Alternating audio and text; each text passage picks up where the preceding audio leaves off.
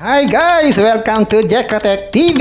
Smile ka muna dyan! Okay guys, let's go! Halo ng halo, haluin po ng haluin ang ubi halaya. Hanggang ito po ay maging thick, sabihin man na siya, siksik na, hindi na siya malabnaw. So pag kumakapit na tong sandok, yan, malapit na siyang i-empake. Pwede na siya, yan. So konti pa, haluin pa natin. Yan, sumasama na yung ating malaking kawali, ibig sabihin, nagiging sticky na siya.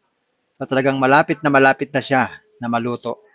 Mas maganda kasi yung medyo sticky kaysa yung malabnaw para masarap kainin. Pero kasi iba gusto parang liquid lang siya pero ayoko ng ganun.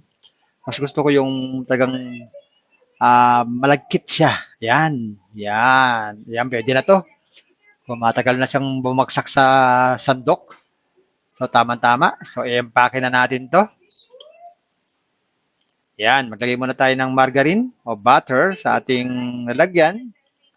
Yan, tapos lagyan na natin ng ating niluting ube halaya o matamis na ube. Yan, wag natin masyadong punuin kasi medyo kokonti to, dapat paramihin natin. Yan, i-flat natin ng konti kasi maraming kakain, hindi pwedeng punong-puno, mabilis mauubos. So i-flat natin to para maganda yung itsura. So habang pinaplat natin yan, ihanda na rin natin ang ating butter para lagyan ulit natin ng butter. Mas masarap yung maraming butter tong ube halaya o yung matamis na ube. Kasi yung butter, mas nabibigyan niya ng masarap na pansin itong ube halaya. Yan, lagyan natin ng konting butter. Hindi naman kailangan sobrang dami, yung tamang-tama lang. Sa ibabaw lang natin lalagyan ng butter. So, mas maganda kung bibili kayo ng butter, yung medyo magandang klase na. Huwag yung mumurahing butter. Lalo-lalo na kung pansarili naman, huwag na natin tipirin. Yun ang masarap na butter ang bili natin. Marami naman yung masarap na butter sa mga supermarket. Yan. So, ikalat lang natin itong butter na to hanggang matunaw siya at malagyan ng buong surface nito. Yan. Pag nandun na yan, habang mainit pa, tatabi muna natin bago natin ilagay sa refrigerator. Yan. So, meron pa? Natitira? Malapit na maubos itong nasa kaldero natin. So, lalagay muna natin itong dalawang maliit na to. Itong dalawang maliit na to ay ating pampi-pre-taste sa ating mga kaibigan. Baka sakaling gusto nilang umorder. Magluluto tayo ng marami. Pag nagustuhan nila, another business na naman to, pwede tayong magbenta. Kukwentahin natin kung magkano ang ating magiging presyo. Yan, lagyan natin ng konti ito. Siguro yung ganito kaliit, pwede na siguro itong sa halagang 100 pesos. Murang-mura na yan kumpara sa Baguio na napakamahal. So, 100 pesos lang, pwede na. Tabla-tabla na yan, pwede na. Sulit na sulit na. Yan, isa pa. Lagyan natin. Kaya siyempre, pag sumikat na siguro tayo, medyo tataas natin ang presyo para naman tayo ay medyo tumubo naman ng konti. Yan. So, i-flat natin to. At ganoon din ang proseso. Yan.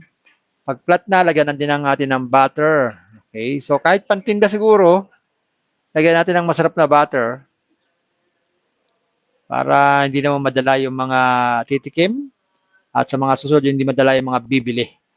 Dapat kung paano natin pinatikim sa kanila yung una nating free taste, ay dire-diretso yun. Dapat nag improve hindi nababawasan ng mga ingredients.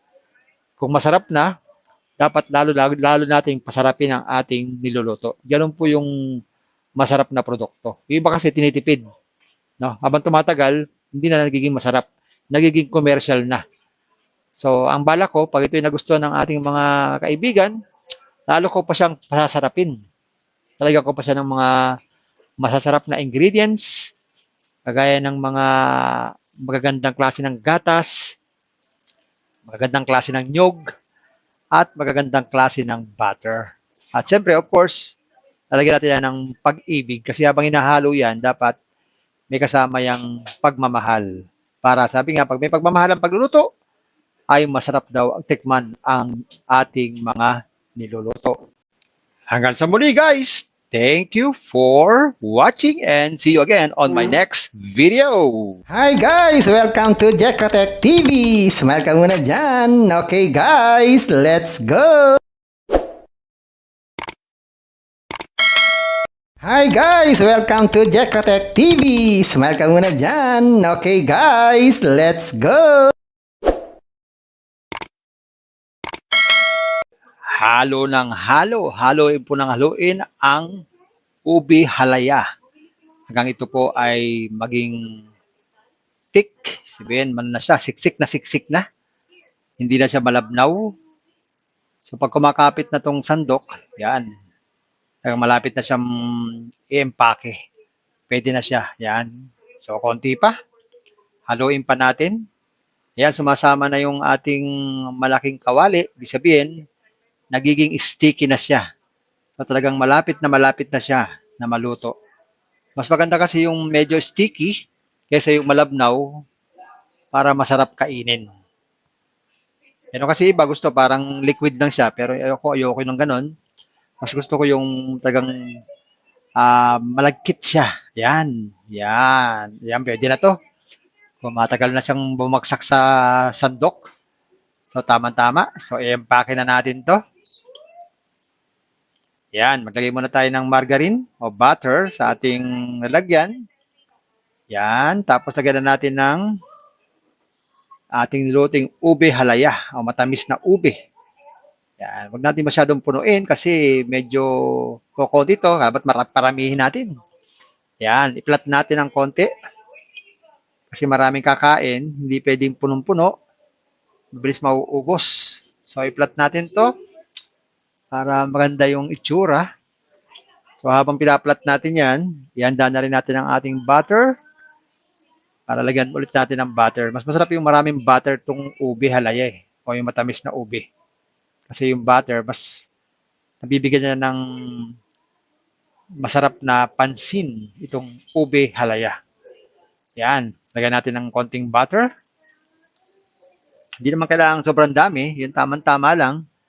Sa ibabaw lang natin lalagyan ng butter. So, mas maganda kung bibili kayo ng butter, yung medyo magandang klase na. Huwag yung mumurahing butter. Lalo-lalo na kung pansarili naman, huwag na natin tipirin. Yun ang masarap na butter ang bili natin. Marami naman yung masarap na butter sa mga supermarket. Yan. So, ikalat lang natin itong butter na to hanggang matunaw siya at malagyan ng buong surface nito. Yan. Pag nandun na yan, habang mainit pa, tatabi muna natin bago natin ilagay sa refrigerator. Yan. So, meron pa, natitira. Malapit na maubos itong nasa kaldero natin. So, lalagay muna natin itong dalawang maliit na to. Itong dalawang maliit na to ay ating pampi-pre-taste sa ating mga kaibigan. Baka sakaling gusto nilang umorder. Magluluto tayo ng marami. Pag nagustuhan nila, another business na naman to, pwede tayong magbenta. Kukwentahin natin kung magkano ang ating magiging presyo. Yan, lagyan natin ng konti ito. Siguro yung ganito kaliit, pwede na siguro itong sa halagang 100 pesos. Murang-mura na yan kumpara sa Baguio na napakamahal. So, 100 pesos lang, pwede na. Tabla-tabla na yan, pwede na. Sulit na. Yan, isa pa.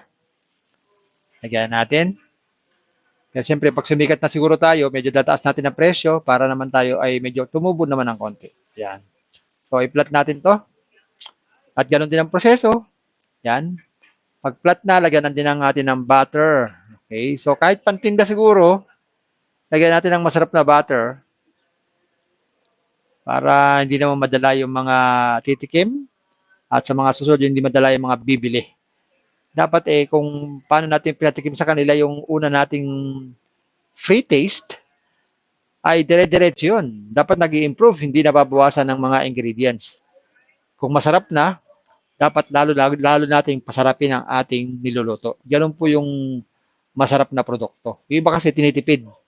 No? Habang tumatagal, hindi na nagiging masarap. Nagiging commercial na. So, ang bala ko, pag ito'y nagustuhan ng ating mga kaibigan, lalo ko pa siyang pasasarapin. Talaga ko pa siya ng mga masasarap na ingredients, kagaya ng mga magagandang klase ng gatas, magagandang klase ng nyog, at magagandang klase ng butter. At siyempre, of course, lalagyan natin yan ng pag-ibig kasi habang hinahalo yan, dapat may kasama yung pagmamahal.